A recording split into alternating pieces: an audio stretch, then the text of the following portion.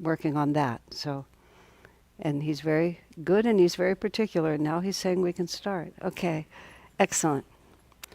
I don't think I have to introduce myself. I'm Asha, and it is my great joy to be here.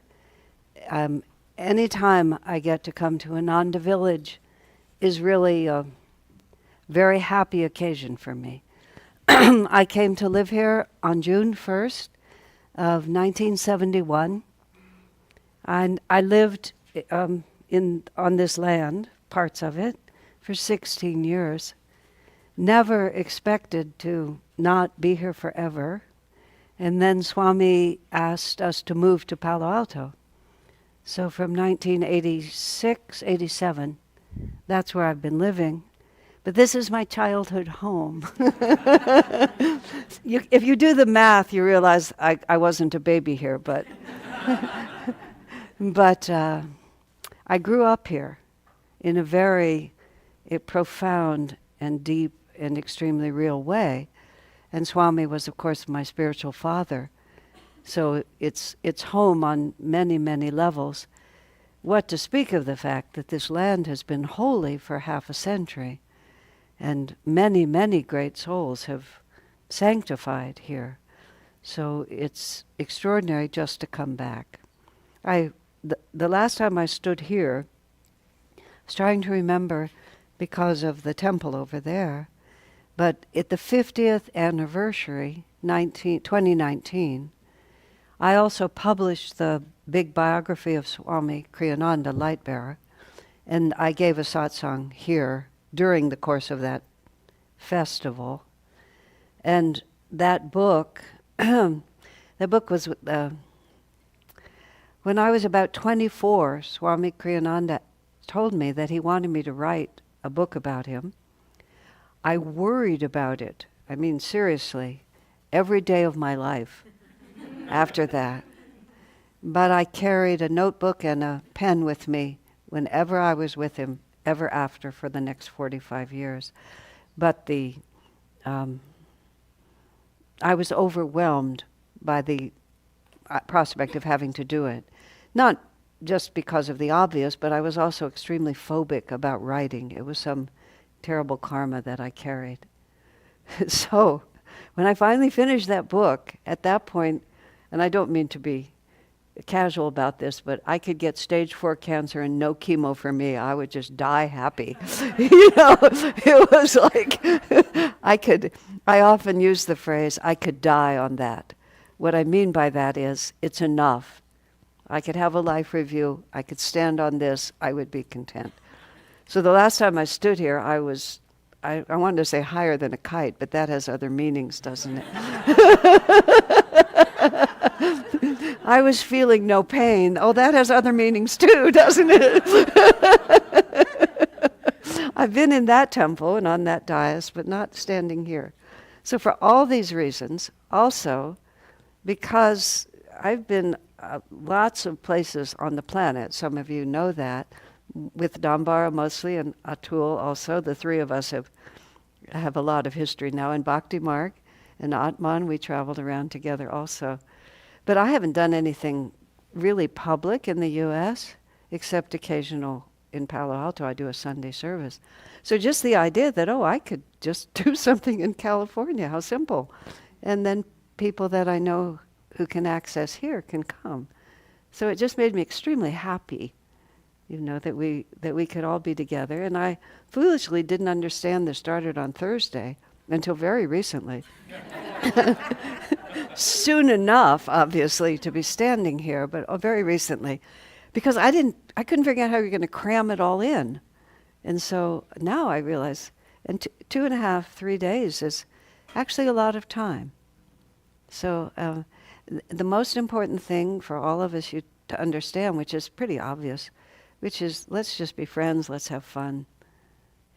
That was Swami's, what's the purpose of Ananda? He said to have fun, which was a rather startling answer. He then modified it by saying, we have to talk about what we mean by having fun, which is to feel Divine Mother's presence and to share that presence with each other. So don't be shy about asking questions or coming up to talk to me or anything like that. And let's just enjoy ourselves. So, having said all that, we have to greet the masters. Now that we've greeted each other, we should have greeted them first, but we didn't. Okay. Heavenly Father, Divine Mother, friend, beloved God, Jesus Christ, Babaji Krishna, Lahiri Mahashaya, Swami Sri Yukteswar, beloved Master, Paramhansa Yogananda, saints of all religions, dear friend and guide Swami Kriyananda, humbly we bow to you all. Bless our gathering. Fill our hearts with the joy of your presence. Help us to feel your presence, shining through the eyes and the hearts and the words of one another,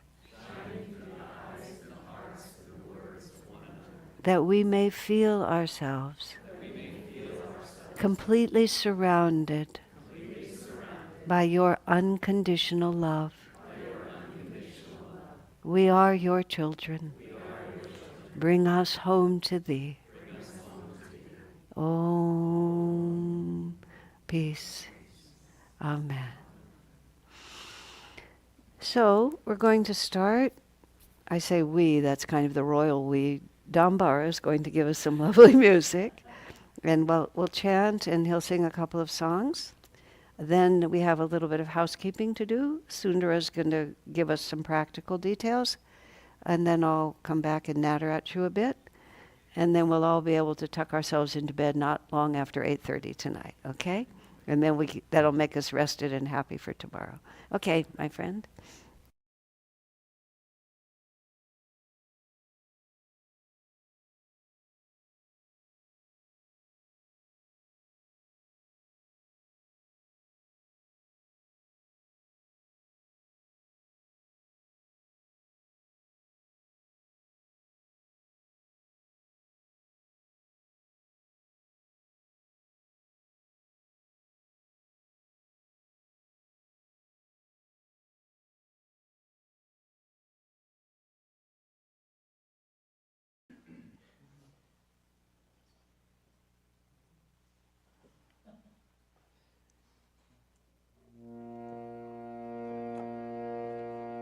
Joy, joy, joy, joy, ever new joy, joy, joy, joy, joy, joy, ever new joy, joy, joy, joy, joy, joy, ever new joy, joy, joy, joy, joy, joy, ever new joy, joy, joy, joy, joy, joy,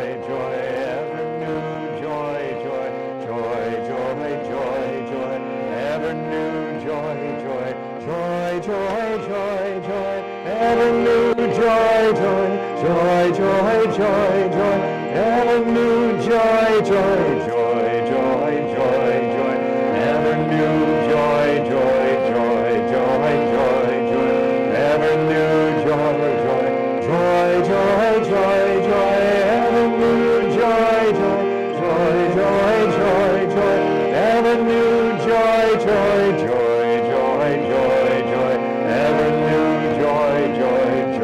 joy, joy, ever new joy, joy, joy, joy, joy, ever new joy, joy, joy, joy, joy, ever new joy, joy, joy, joy, joy, joy, ever new joy, joy, joy, joy, joy, ever new joy, joy, joy, joy, joy, ever new joy, joy, joy,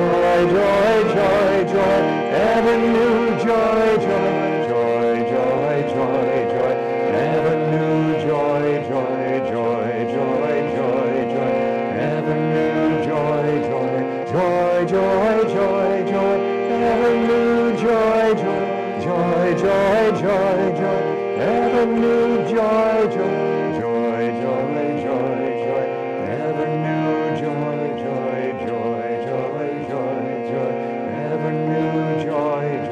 joy, joy, joy, joy, ever new joy, joy, joy, joy, joy, joy, ever new joy, joy, joy, joy, joy, joy, ever new joy, joy, joy, joy, joy, joy, ever new joy, joy, joy, joy, joy, joy, ever new joy, joy, joy.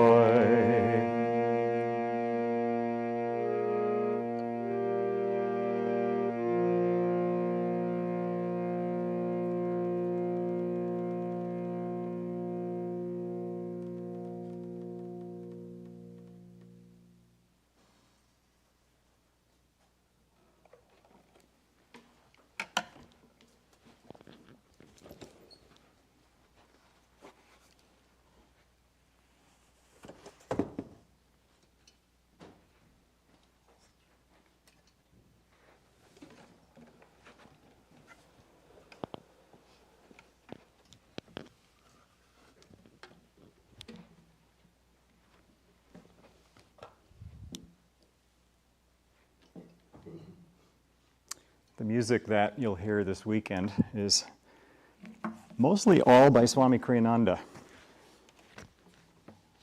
with a few exceptions. And this is a song that is a welcome song. And like, I was going to say so many songs, but I would dare say all of his music. The sole purpose is to uplift the soul and bring it into higher consciousness. So as you hear this song, it may be one you're familiar with, but just tune into that aspect of what it's really saying and inviting us to do.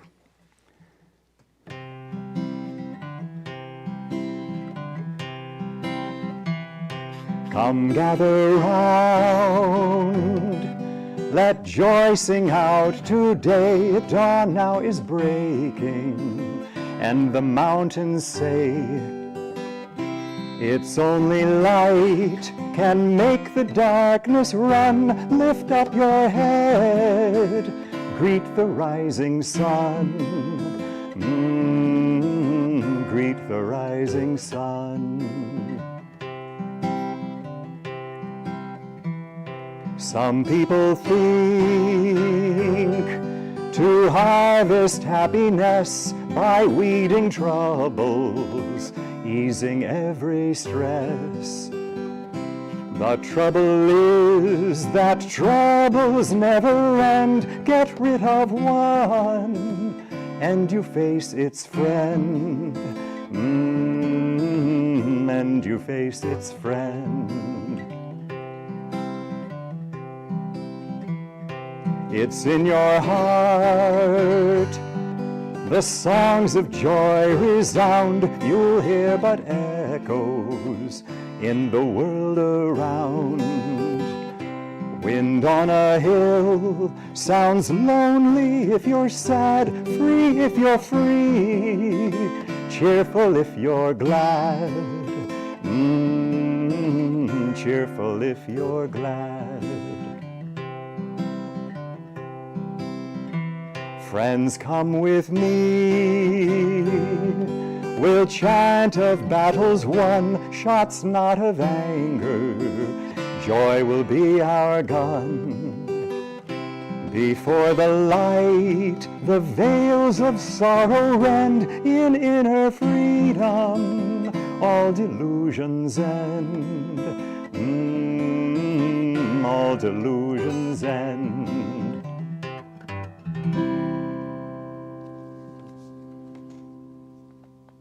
You can clap for Swami.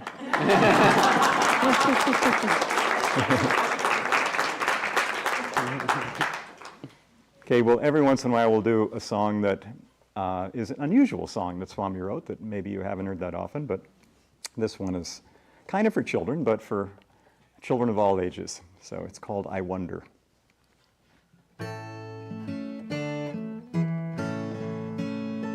Baby Tim's in the nursery, asleep in his playpen, his calico pony close by. It's all set if a dream calls to carry its master away to a calico sky. And I sit by my window and wonder why it's only in dreams we can fly, why a pony can't hurdle the sunset. Maybe that's what makes small babies cry.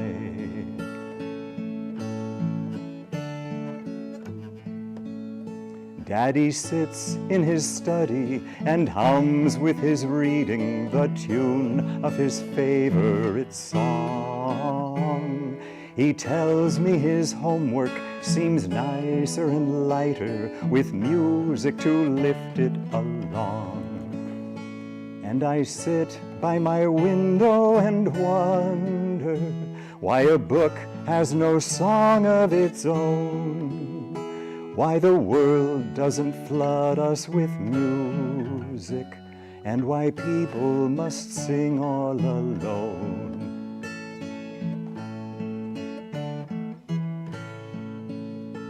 Mommy's out in the kitchen, she's making our dinner. I hear by the clink of the pans that she's happy just cooking and knowing we're near her. Her happiness flows from her hands.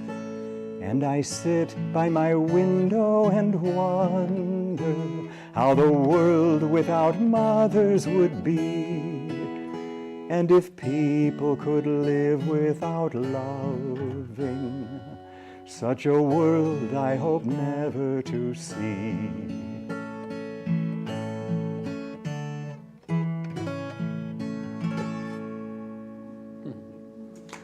Great, thank you.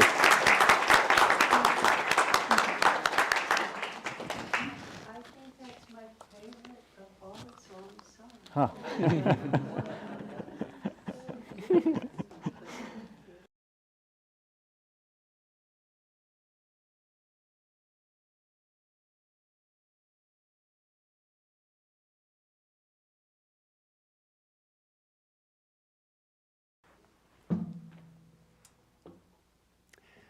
Hello everyone, my name is Sundara and I just want to welcome you all. I'm one of the directors here at the Expanding Light. For those who have been here before, welcome home. If it's your first time, welcome to our family. We're very grateful for you here, and you might be thinking you're here to receive, which you are, but just what you here to give is something that is just all so commingled together, and so we're so grateful for you being here. So thank you very much. As Asha was saying, this is Holy Land. I think you said 16 years you lived here, so this is my 16th year here, and I have a dear place in my heart for Asha because when my wife was going through some major medical stuff, she housed us for about 4 months down in Palo Alto, so very grateful for that. So just want to, as I said, welcome you here to the Expanding Light Retreat, and thank you for being here, and thank you for just all you bring. But just as Asha was saying, it's Holy Land, so tune into the land. Tune into the vibration of this place. Of course, you're going to tune into the vibration through the teachings here. But, you know, when you're here in this temple, just try and be still and feel. When you're walking, be still and feel. Because, you know, there's a big vibration that will just help to uplift all of us together in this journey. So I just want to go through a few, as Asha said, some housekeeping things. One of the things that we have is breakfast in silence. And we have breakfast in silence, so if you do come to the morning sadhana, which is in here, from 6:30 to 8:15, the idea is that you can hold on to the calm after effects of your sadhana, to just hold on to that feeling. And so breakfast in silence is wonderful. If you're out in the dining room, we ask that you leave your cell phones in your pocket. If you're in here, or for whenever there's a class, you're welcome to have your phones, but please make sure they're in airplane mode so it doesn't disturb with the broadcasting here. The dining room is always open 24/7 if you'd like to come in for late night tea or coffee, or not coffee, well, there's instant coffee, or teas or fruit. And then if you need anything in the middle of the night, everyone has their name tag, which if you could please wear that during the weekend, that would be wonderful. If you were to take it out, you'll find inside the Wi-Fi code for wherever housing you're in, as well as contact information for our on-site staff person, Mirabai. So if you need anything, she can help you. Okay? In the temple, please only bring water. And just, with our meals, which are wonderfully prepared, there's usually always a gluten-free, dairy-free option, and it's labeled. But if you're not sure, just ask the chefs. Otherwise, we are here to serve you. So please let us know what we can do. If you see me around, you can ask me or other staffs here at the Expanding Light, or you can just go to guest services, but we are here for you. Thank you for being here. And thank you, Asha. Yeah.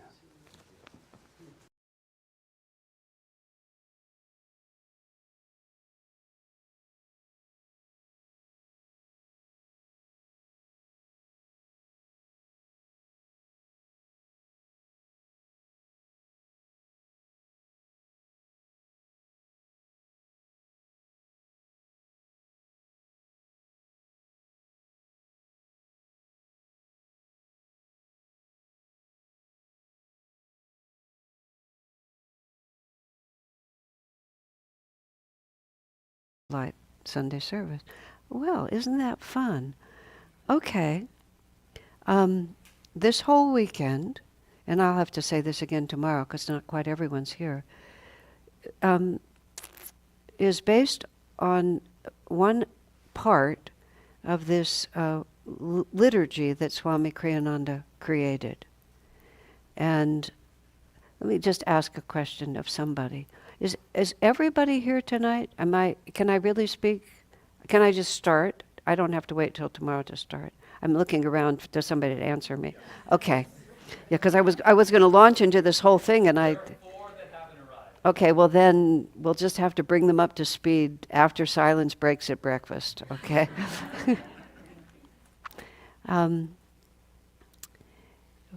For the first so many years of Ananda, which I was part of it from the very beginning, we were exceedingly informal about pretty much everything that we did.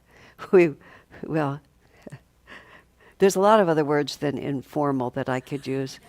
Words like chaotic, but there was, Swamiji was pulling a divine reality down from the heavens.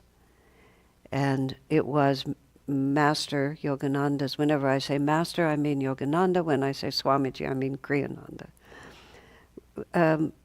Master was an avatar. He came to the United States in 1920 from India. I live in Silicon Valley now, where there's more Indians than us.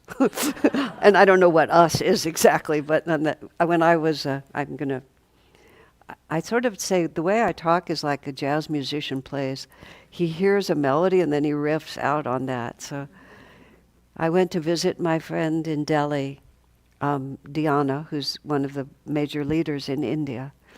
And she's lived there now for many years, and she's made a lot of friends. And so when some of her Indian friends were opening a Starbucks in Delhi, they invited her to be the pujari, the priest, to do, of course she couldn't do the real Hindu rituals, but she did the ritual to open Starbucks in Delhi. Yeah. This is the new age, friends. This is what we're dealing with. Okay. So when I went to visit her, because of her status with them, she had some kind of a permanent guest card, so.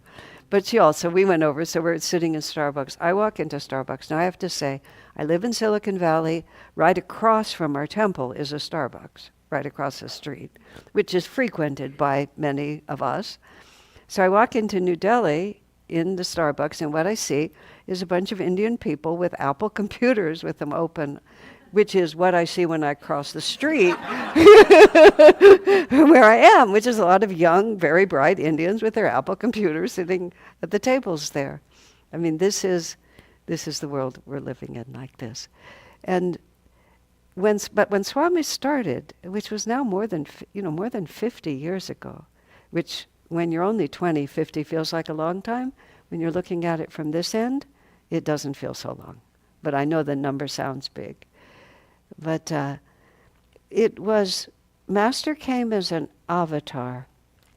There's many characteristics of an avatar, and I know that word has another meaning now, which I loathe, so I'm going to pretend it doesn't, because it's a very important word, and the fact that it's been trivialized is frustrating. But nonetheless, there it is. There's so many things to complain about on this world. That one's pretty small, but there it is. But an avatar comes with a global impact. You know, they have a certain state of realization, but what also characterizes the mission of an avatar, because there can be other realized souls, but an avatar comes with an assignment. And that assignment is to redirect in some way Buddha, Krishna, Jesus, of course. There's the before and after. Of course, in the Western world, we actually have a calendar that is, before and after. And that didn't happen really fast. It took a little bit of time before people's entire sense of time was defined by the birth and death of an avatar. So when an avatar comes, it's a revolution. But revolutions always start small, because that's how they start. If everybody was in it, it wouldn't be a revolution. It would just be society. So Swami himself described Master. Swami Kriyananda knew Yogananda directly. He was 22 years old in 1948, Kriyananda. He read Master's autobiography, which had been published 2 years earlier in 1946, And then Swami was utterly, he recognized Master. He traveled from New York City to Los Angeles. At their first meeting, Yogananda initiated him as a disciple and a monk.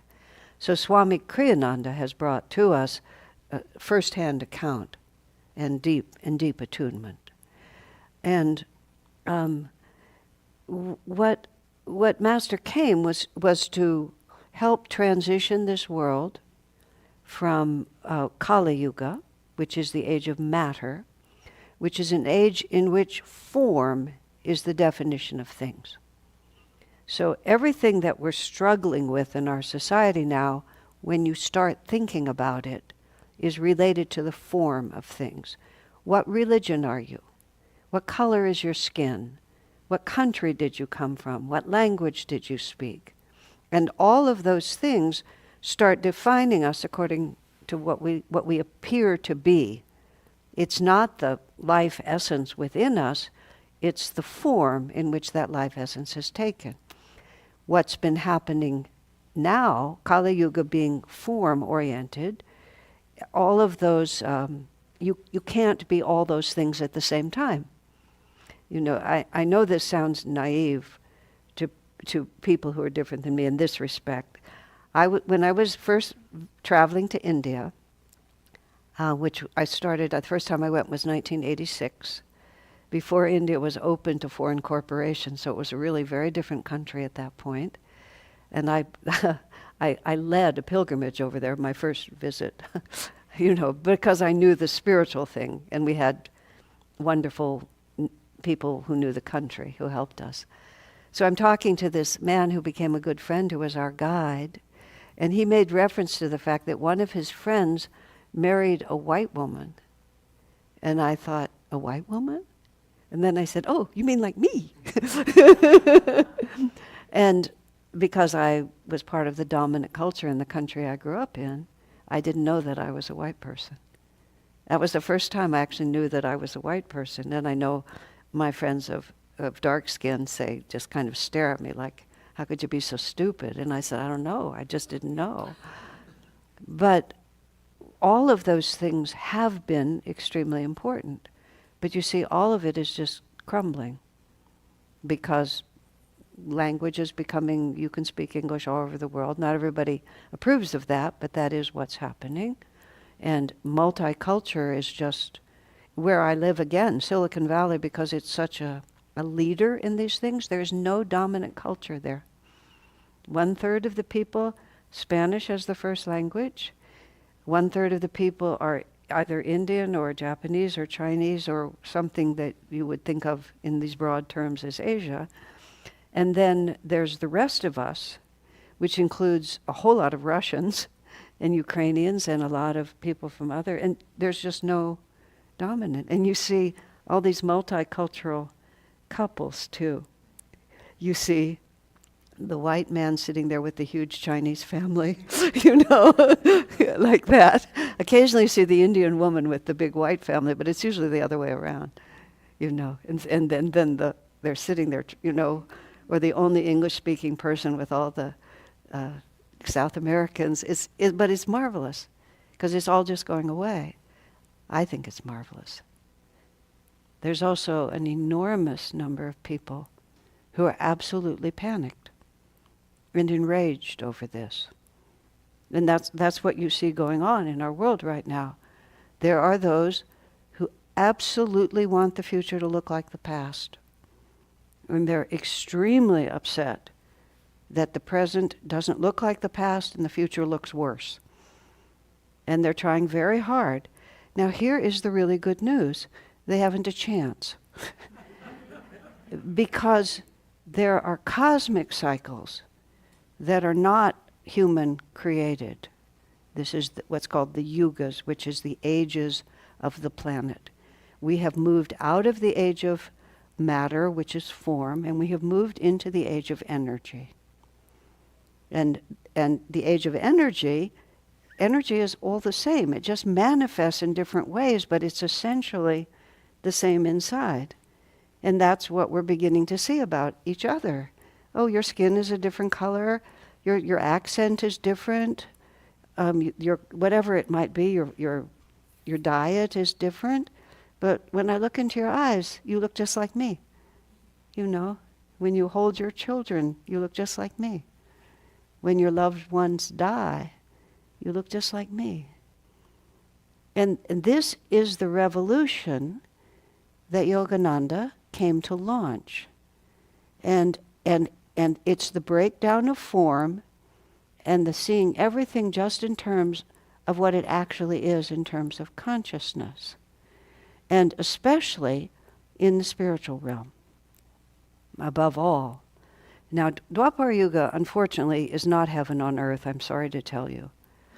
Sometimes we get, that's Dwapara is the second, the age of energy. Dwapara just means second. Kali is the dark age, Dwapara is the second age of energy. The third age is Treta, which also just means 3. That's the age of mental power, of thought. And the fourth age is Satya, the age of truth, in which spirit really is the reality. However, mankind goes to war all the way through Treta Yuga. And if mankind can go to war, we're still kind of stupid. It's just a fact. But even still, there's this enormous rising energy in which we are redefining the entire definition and purpose of human life.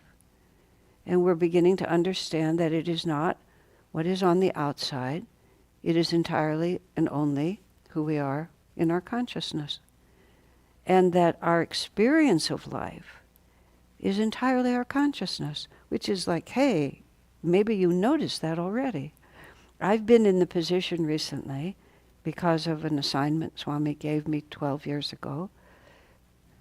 Yeah, it would be 12, almost 13 now. He asked me to disassociate myself. I was helping to lead that community I live in. He wanted me to resign and define myself globally. It took me a while to get myself organized to do that, but I've been doing it a lot lately. So I've taken this body and this face to a lot of places, And the most astonishing thing is, even if the plane ride is 15 hours. When I get there, I'm still there.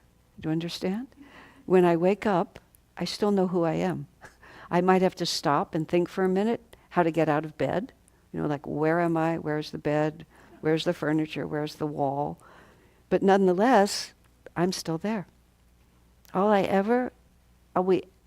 ever experience is our own point of view on it, like that, right? I mean, there's implications of this, and this is what every religious tradition tells us.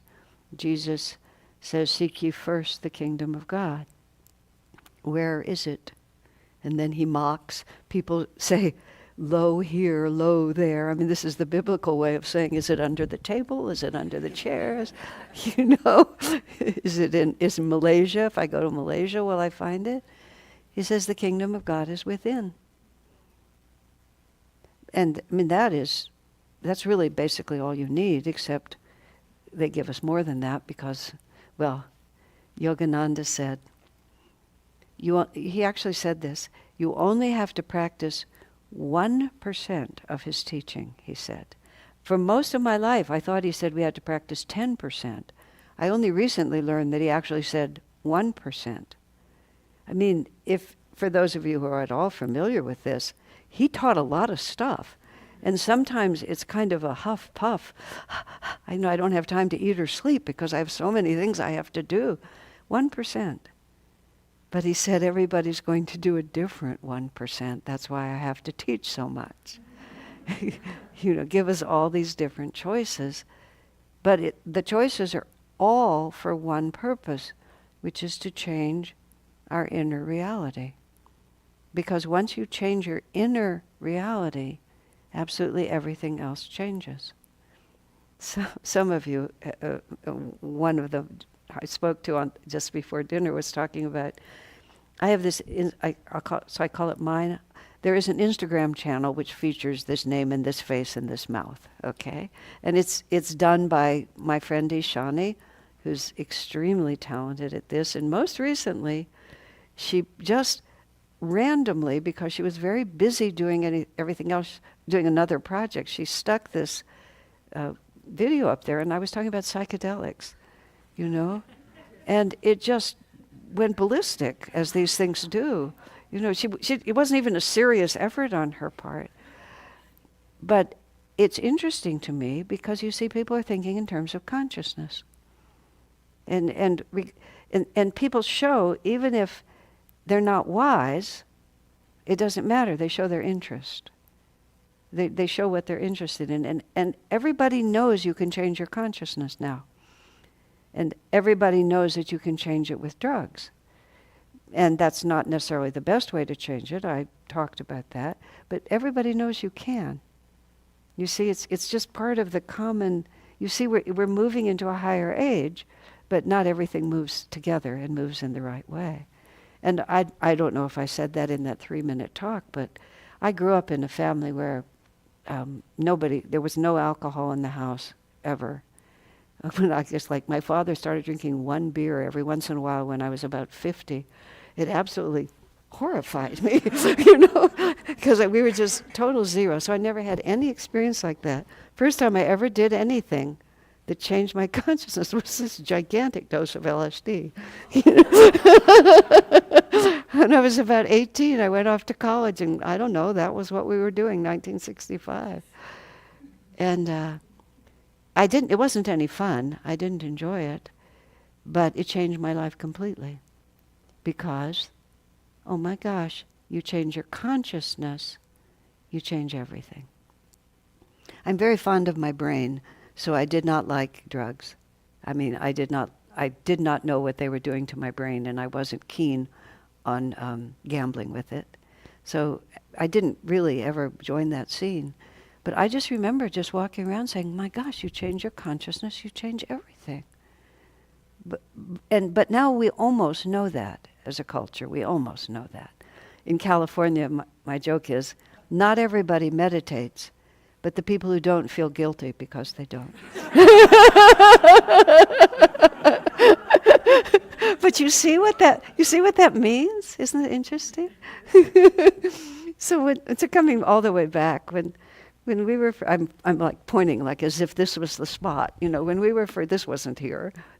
When we were first here, it's like Swamiji had been commissioned. Swami wasn't like, he was commissioned, literally commissioned by his guru. You have a great work to do. And he said it to Swamiji often. He defined editing, writing, lecturing, writing, editing. So he knew, but of course Swami had his own talents. He knew what he was there for. So Swami was absolutely driven. It just like he knew that 50 years wasn't very long, and I can. Of course, I wasn't with him every minute of every day, but I'm not sure I can remember a single day when Swami did not do something that was creative and serviceful. Even sometimes when he was like dying in the hospital nearly, he would either, comfort someone who was one of his caregivers, or he was always on it. And very, very moving to me at the very end of his life, close to it. He went to Medjugorje, to where Mother Mary has been appearing most recently, or I don't know if it's most recent, but has been for a long time.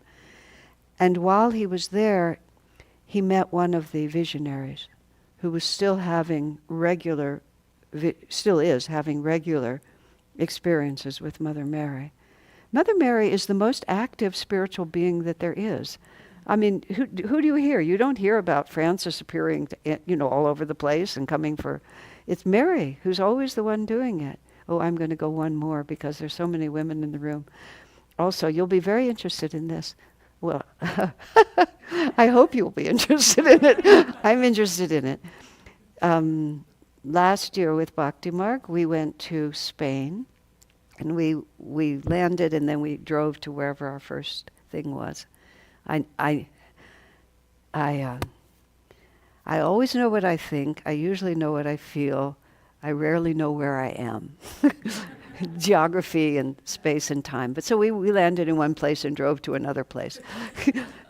But on the way we stopped in Avila, where Teresa lived, and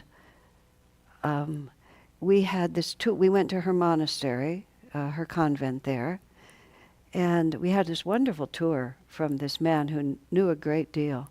There's many things to say about that, but the part that was this, he told a story I'd never heard, and I had steeped myself in Mother Teresa's, in Teresa of Avila's life at different times. There was a point at which Teresa was working on founding one of her convents or doing whatever she did, which was often against great opposition. This man told us that in the midst of that, Teresa had a vision of Clare of Assisi. And that Clare said to Teresa, "Don't worry, I'll help you." Now, of course, Clare could appear to Teresa, why not? But what I suddenly realized is, even though we think about the men and what they do, and I should say this for those of you who don't know me, I don't care whether you're a man or a woman, and I don't care whether I'm a woman or a man. It's not like, I'm not one of these Jai women sort of thing. But, we think about all these men working together, but I just realized there was also this other thrust of women working together to help other women. It's just like, of course there would be. Why would there not be? And it would just be souls called. We don't have a gender in our divine nature. We flip back and forth depending on what's helpful at the time. But that there would be this whole stream of women helping women. It was so like, how obvious, because we'd be in tune in certain ways. Because, there's differences. You start in one body, you have a certain inclination. And then later when we were in Sevilla, and one of Yogananda's previous incarnations was as Ferdinand III, this is Yogananda's. He didn't give the name, but what we've decided, Swami has decided that's who this was. Ferdinand III, and his son was Alfonso X, and it was Yogananda and Kriyananda in previous lifetimes. Okay? So you go and the bodies are there. Alfonso's in the wall, and Ferdinand's in the casket. You know, these are wonderfully Catholic places. And then on the opposite wall, in exact balance to Alfonso, is Beatrix, and Beatrix is the queen. She was the mother of Alfonso and the wife of Ferdinand. So Ferdinand's an avatar playing the role of a king because he restored Christianity. He saved Christianity in Spain because the Moors were coming in, Christianity was going to be taken away, and that was his job. And so there's Beatrix, beautiful carving, and I thought, well, there she is again. Because all the men who came to the king, which was Yogananda, to be saved, they all had wives and daughters. And where did those wives and daughters go? Well, they went to Beatrix, or else where'd they go? Because that was, it's so, there's such a, and there's such a loving care being showered upon us at all times. And right now, people on this part of the world, in the USA, we are really entering a tumultuous era. I'm not talking politics, I'm just talking common sense. You know, we are a divided society and we are entering a tumultuous period of time. So why? What are we supposed to do about it? How are we supposed to keep our bearings? Because we tend to forget. We tend to forget, first of all, that this is just one incarnation, and it seems mighty important while we're doing it, but everybody who steps outside of it and then comes back says it's not what you think. There you have it.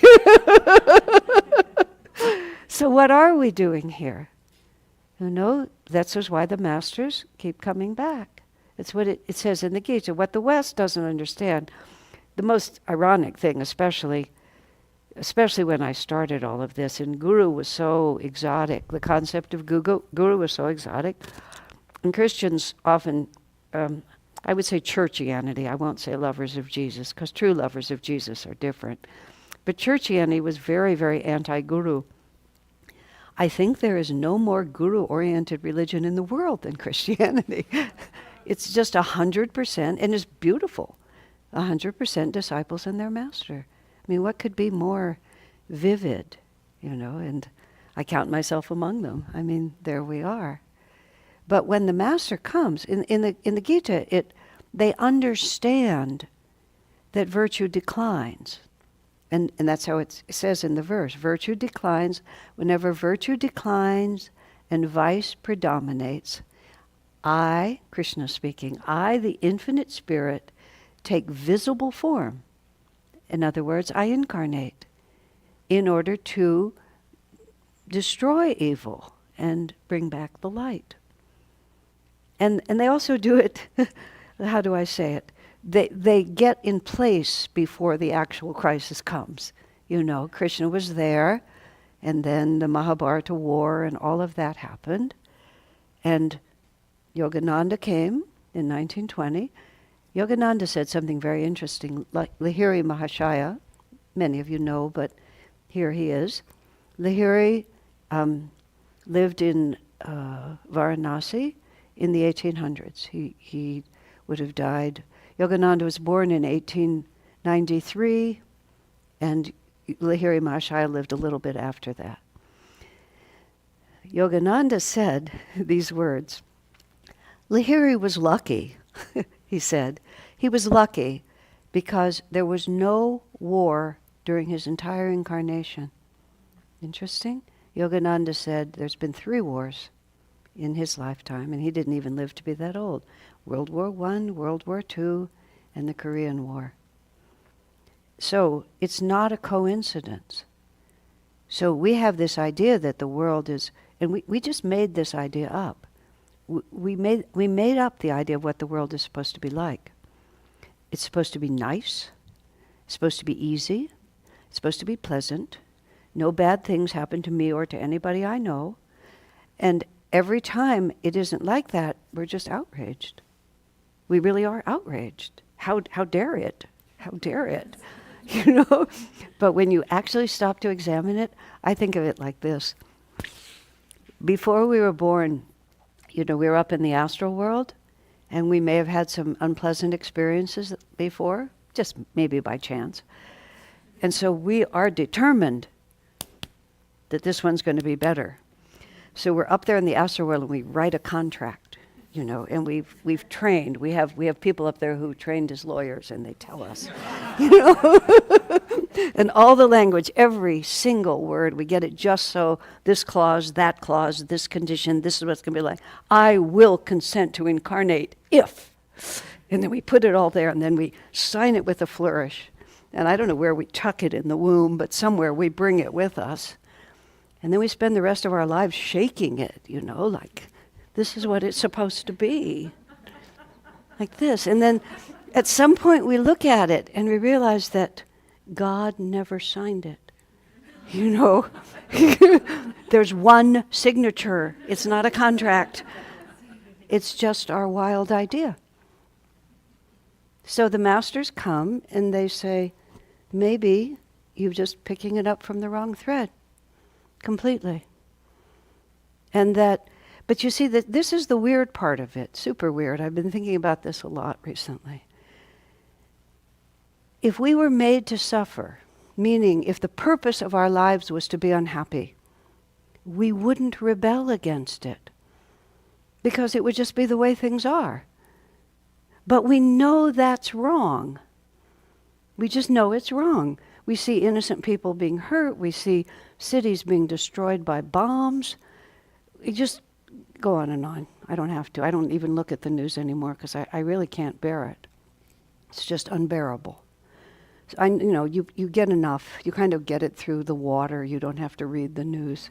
You just it kind of comes in. But in the face of that, what I was starting to say is but we know there's something wrong with that. So the confusion that we have is we keep thinking we can fix it. We can make them be better, make them understand. And these are very difficult problems because everybody is equally loved by God. And we know that, and that sounds good, especially if it concerns us and we've been naughty. It's very comforting.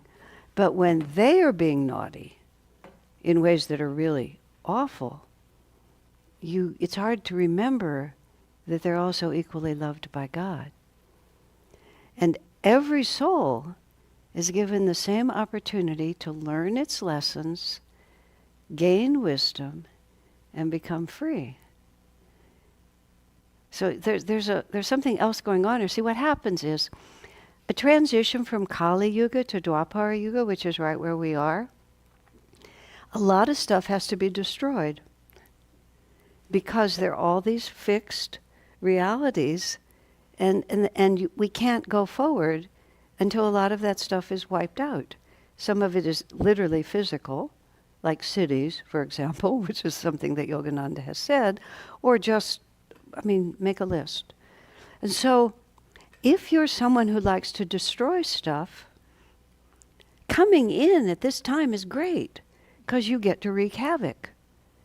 And so Divine Mother says, okay, I'll let those who like to just make a mess and have to learn the consequences of that, they get to come in.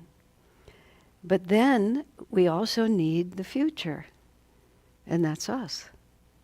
So we get to share the planet with a very extreme. This is how what Yogananda said. Swami would often say, the population of society is usually shaped like a very fat cigar, super fat in the middle and kind of skinny on both ends. Few good people, few bad people, and most people just hang out in the middle, just pass one more lifetime, not being really terrible and not being really good. But at a time like this, there's nothing in the middle. It's like a dumbbell. It's like two big sides like that. But this was we did this on purpose because there's a necessary balance point. And Divine Mother has just let her naughty children come in and be naughty. But why? Why? I mean, that's what we're going to talk about now. The rest of this weekend is, what is the process? What is the real goal of what we're doing, and how do we cooperate with it? You know, I was starting at the beginning talking about Swamiji.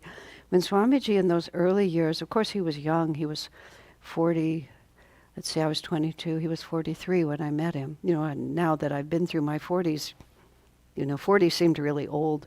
We first moved here. I mean, they're sort of like my tribe.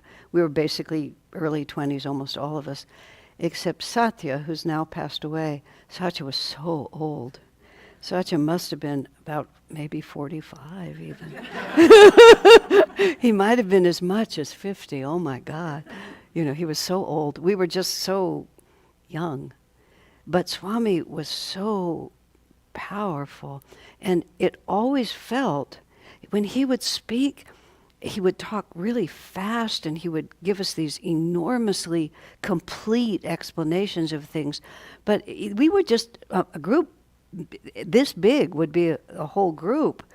But it was like he was talking to a stadium because of the energy he was putting out, because he was carrying out Master's mission, and Master had declared, you know, my words have registered in the ether, you know, and they will be fulfilled. And you just felt that Swamiji was always doing that, trying not merely to tell the little group in the room, but to just, in a cosmic sense, why were we born at this particular time? What is the purpose of our incarnation, and how can we fulfill it? You know, wouldn't it be nice to have a deeper understanding of what that is? Isn't that everything? You know, if you understand why. Wonderful Viktor Frankl, who was a Holocaust survivor, an Austrian psychiatrist. He survived. He later became a very prominent man, and he created a whole psychology system. It was called the search for meaning. Because from his experience, he said, if you can find some kind of an inner meaning, you can endure anything. I'm going to end with just an incredibly touching story from that. From his book. He said, he went into private practice. He was a psychiatrist. This man came to him. He was an older man. The man had been recently widowed and was just overcome with grief and was just not capable of rising above it. And so some of his friends had persuaded him to come to see Dr. Frankl at that point. So Dr. Frankl starts talking to him, and he asks about the woman that he'd been married to, and when did you meet? What was your life like? And of course, this is all the widowed man wants to talk about, is all of this. And then he says, you know, was your wife very close to you? Was she dependent on you? Oh, yes, he said, I took wonderful care of her. You know, she could have the life she wanted because I took care of everything practical. And then the doctor said, it would have, if you had died first, it would have been very hard on your wife, don't you think so? Oh my, he said, I don't know how she could have managed it all. This is hard every time I get here. Dr. Frankl said, well, you spared her that suffering, didn't you? And the man just went absolutely silent. He just looked at the doctor, he stood up, he shook the doctor's hand, and he never came back. You see, it's not what you're experiencing, it's how you turn it. And that's what we're going to talk about. Where are we now? Where are we going? How are we going to get there? Okay? So, thank you all for coming. There's sadhana in the morning, breakfast, and I will see you at least by 10 o'clock, perhaps earlier. Okay? God bless you all. All right.